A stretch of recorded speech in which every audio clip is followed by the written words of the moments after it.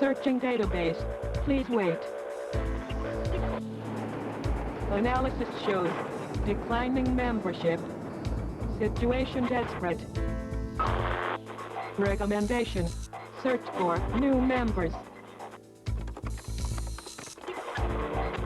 Potential members located in manufacturing, agriculture, government, food processing, healthcare, computers, insurance, banking. Continuing search. Also finding numerous other industries.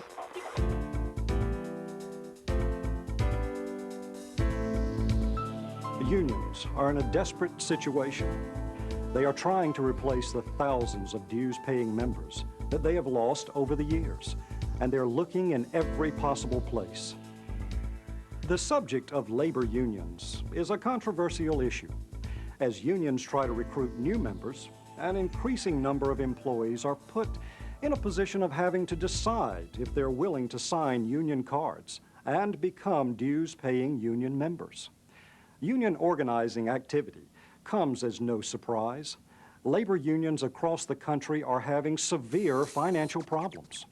Unions have lost thousands of members in recent years and are now trying to sign up new dues-paying employees anywhere that they can find them. We're having a union meeting at 10 o'clock on Monday morning at Salisbury Hall. If you could please make it, we'd greatly appreciate it. Thanks. Now, what actually happens when a union zeroes in on a particular company and starts a union organizing drive? One of the first things the union will try to do is to get employees to sign union cards or a union petition. Union salespeople and the employees who help them always make the union sound so good. What else would you expect? They want your signature on a union card or a union petition. To get you to sign, the union salespeople are going to paint a rosy picture about the union and try to convince you that they can do great things to help you. And make no mistake, they will make the union sound pretty good. Union salespeople are highly trained in communications and psychological techniques that they will use to try to convince employees to join the union. But there are many things about the union that they aren't going to tell you, things that the union doesn't want you to know. The union salespeople will frequently mislead employees in an effort to get the cards signed. You would be wise to keep in mind some basic rules before signing what appears to be a simple union card. Never sign anything unless you completely understand what you're signing and what you're committing yourself to. If you don't understand, don't sign. Get the facts. Know exactly how much it will cost you if you sign. Understand that anything you sign may be a legally binding document that you can be held legally accountable for. Donald Dodson, an attorney who has served as chairman of the National Labor Relations Board, which is the federal government agency that oversees unions and union organizing campaigns, had this to say about union cards. Union cards have been found to be a very unreliable indication of the actual wishes of the employees, either because they didn't understand what they were signing, they were promised something to sign the card, or they were put under pressure to sign the card, sometimes through misrepresentation, such as being told that it's only to get an election, when in fact that card authorizes the union to represent you. It's important that you get all the facts and think carefully before you sign a union card. This card or petition, if signed by you, becomes your personal endorsement of the union and can be used in any way the union sees fit. Union cards contain such statements as, I hereby authorize, I hereby join, I hereby accept membership, I declare, or I hereby designate. The union may tell you that the cards will be used only to get an election at your place of work, to determine whether or not the employees want a union. But most of the time, the card they ask you to sign doesn't even mention an election. Union meeting, Monday morning. The tactics used by the union will vary from one union campaign to another. Union salespeople may appear outside your place of work, passing out union literature with signature cards attached, hoping that some people will just automatically sign the cards and send them to union headquarters. Many times, the union salespeople will attempt to visit you at your home. If I could just take a couple of minutes. They may try to meet with you and your family to discuss the union. You may also receive a letter from the union at home with a union signature card enclosed. They may also call you on the phone and use that as a way to talk up the union. And if you use a personal computer, the union may attempt to contact you through email. They may try to get you to participate in a union chat room or visit the union's website. If the union salespeople are successful in getting a few employees to sign cards, they may attempt to use your coworkers to get you and other employees to sign. All right. If we're going to get serious about bringing in the union, we've got to convince a lot more employees to sign up, and we need to do it soon. Right, and hopefully once we get a few of your coworkers to sign up, it shouldn't be difficult to get signatures from the rest. Okay, I understand. Tomorrow, I'll start telling some people at work what you've explained to me about the union. Good man, Jim. The ball's in your court. We're depending on you to make this happen. The union salespeople running the organizing drive often attempt to form employees into organizing committees to help sell the union to fellow employees. You will probably be invited to a union meeting to see what's going on and to hear what the professional union salesperson has to say. Many times, this is how people get stampeded into signing. It's not easy to say no when coworkers are pressuring you to sign. Most of the time, employees on the organizing committees have been misled by a professional union salesperson. Employees who ask their coworkers to sign up with the union often don't understand what signing a union card really means or how unions actually operate. You may have reason to question the true motivation of a fellow employee who asks you to sign a union card. Many times, the union will promise special treatment to those employees who help the union in its card signing drive.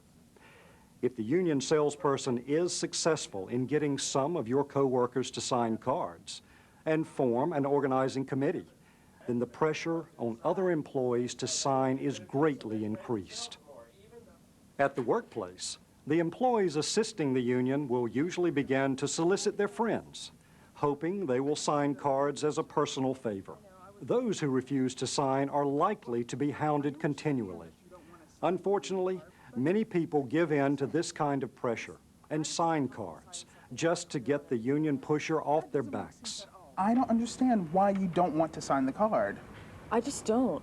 But that doesn't make any sense at all, Gabby. All you have to do is sign the card and everything will be all right. Look, I just really don't want to sign the card. We need the cooperation of everyone if this union is going to work. It's no big deal. Look, I really don't want to sign the card. If the soft sell doesn't work, the union pusher may resort to hard sell tactics in an effort to get the cards signed. Before you sign a union card, stop and think about what you might be committing yourself to do. By signing a union card, you may be committing yourself to become a union member immediately. By signing a union card, you may be committing yourself to pay union dues, initiation fees, fines, and assessments. By signing a union card, you may be agreeing to turn over your individual job rights directly to the union. Union salespeople frequently lead employees to believe that the union will get them more than they have without the union. Aaron, I know you're busy, but look, let me remind you about the union meeting tonight. In some cases, having a union bargain for employees may hurt instead of help them. For instance, the court ruled in this case involving a union that collective bargaining is potentially hazardous for employees, and as a result of such negotiations, employees might possibly end up with less after unionization than before. Some union members found that their wages and benefits did not increase after unionization, and in some cases were even reduced after the union bargained with the company. The union could not even hold on to what employees were already receiving before the bargaining started. When this happens, it is known as concession bargaining, and employees can actually end up with less than they had before the union bargained for them. A noted labor economist, Dr. Leo Troy, has this to say about labor unions in the private employment sector. The unions in the private economy are declining, and they have been declining. First, in terms of membership, since 1970, they've shed almost 7.5 million members. As a proportion of the workforce, they've declined from their all-time high in 1953 of 36%. They're now under 10%. The Bureau of National Affairs in Washington, D.C. reported that based on the AFL-CIO's own study, the continued decline in union membership threatens the union's ability to negotiate pay increases for its members. Pay increases and benefit improvements negotiated by unions in recent years have not proven to be better than those received by non-union employees.